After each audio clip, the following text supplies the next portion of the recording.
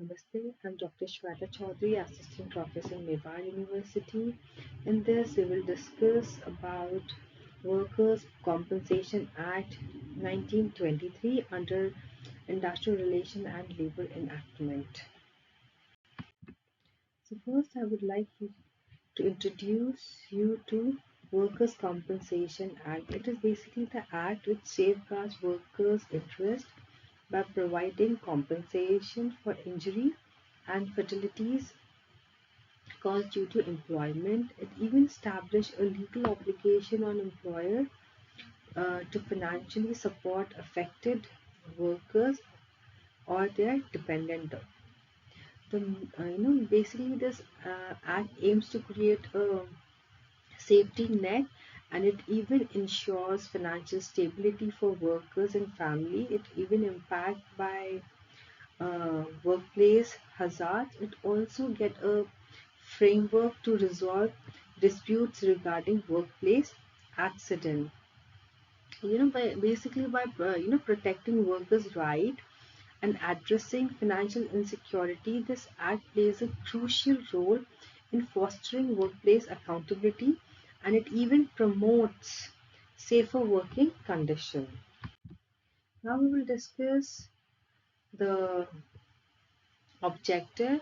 So yeah, it ensures that the workers or their family are compensated fairly for any work related harm, and it even reinforces the workers' legal entitlement to compensation and preventing exploitation. It even discourages negligence practice by holding employers accountable.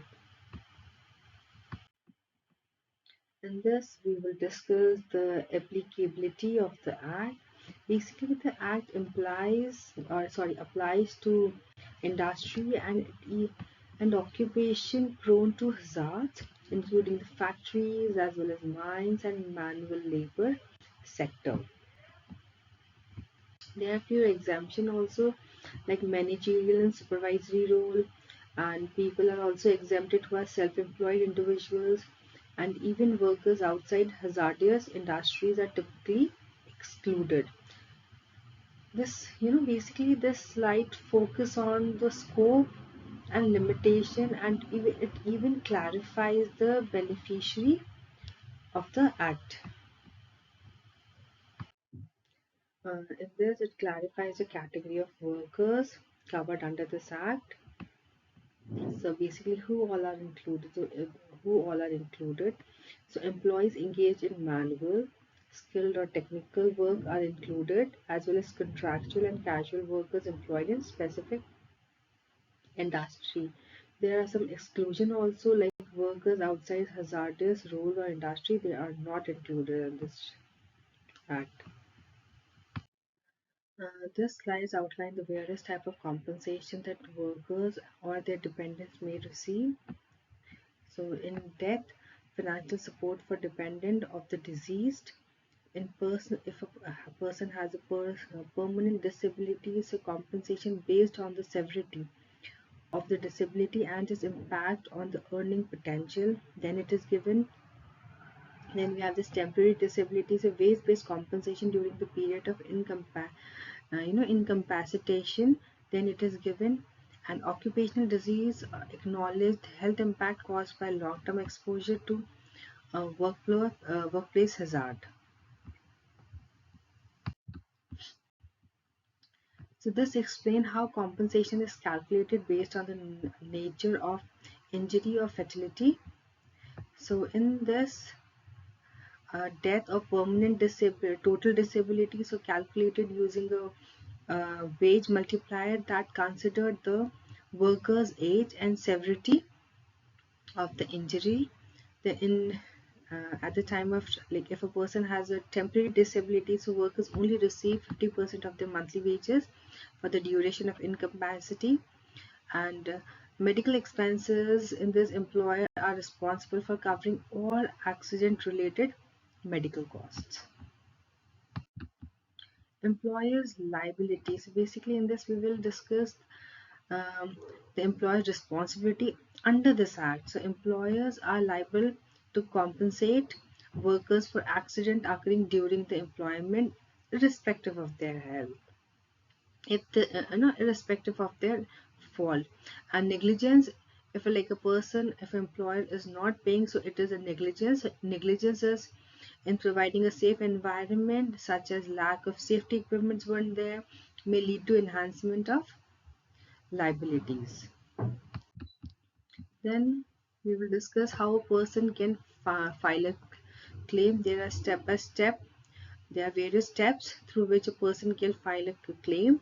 So injured workers or dependent of deceased worker can claim it, and its process is basically to file a claim with the employer or the commissioner of workers compensation, and an investigation is conducted after claim to determine whether the liability of the to determine the liability and compensation.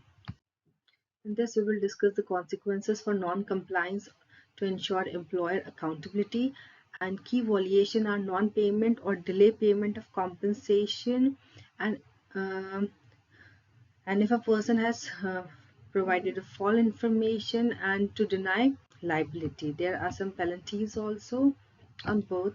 So employer may face fine or imprisonment or reinforcement the seriousness of the act. There's some benefits which showcase the broader impact of the act on the society or individual worker. It gives financial support which reduce the financial hardship caused by the workplace injury or death, and workers protection which ensures legal recourse for workers in hazardous environment. There are some it encourages safety also, which again motivates employee to adopt preventive measures to minimize accident. And this we will acknowledge the gaps in the act, setting the stage for discussion on the reform.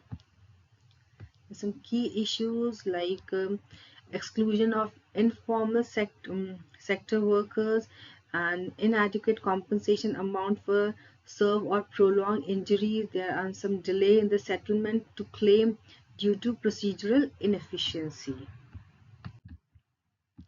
There's some we can in this we will basically address the modern updates and future opportunity for improvement. So amendment enhance compensation amount for broader coverage for workers.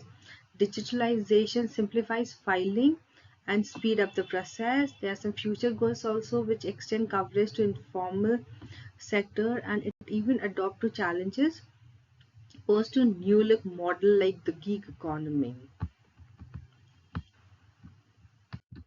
Yes, now finally, I would like to wrap up by summarizing the key point and provide a call to action. So, reiterates the Act role in ensuring workplace accountability and financial security, and even encourages employee to comply with the Act and workers to stay informed about their rights, which is really very important, promoting safer and more equitable workplace. Thank you.